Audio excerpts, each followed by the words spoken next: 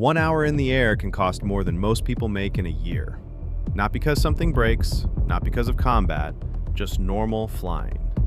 And in a minute, I'll tell you the one cost nobody ever counts, but it's the one that drains budgets the fastest.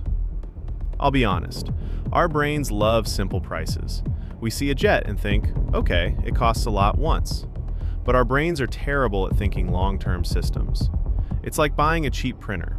You feel smart at first, until the ink runs out, and then you realize you're paying forever. Here's what no one tells you.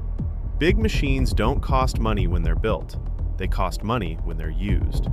And fighter jets are the most extreme version of this problem. In a moment, I'll break the cost into 3 simple parts. Pay attention to the third one, because that's the part that quietly decides who wins wars. First, fuel. This sounds obvious, but stay with me.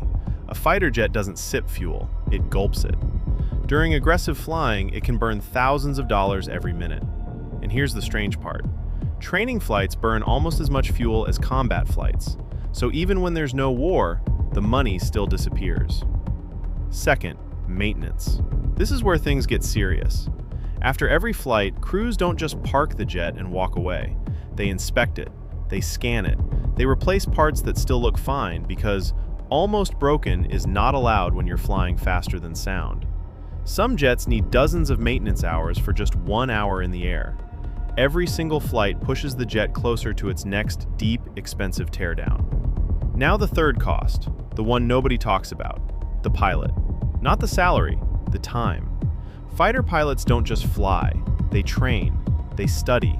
They repeat the same drills until their brain reacts faster than fear.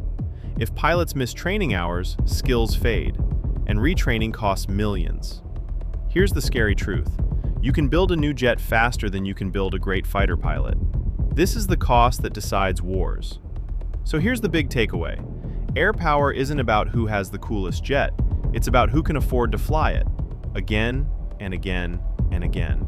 The real weapon isn't metal, it's endurance. I used to think air forces were all about speed and missiles. But the more you learn, the clearer it becomes. Wars are won by logistics, patience, and boring costs no one brags about.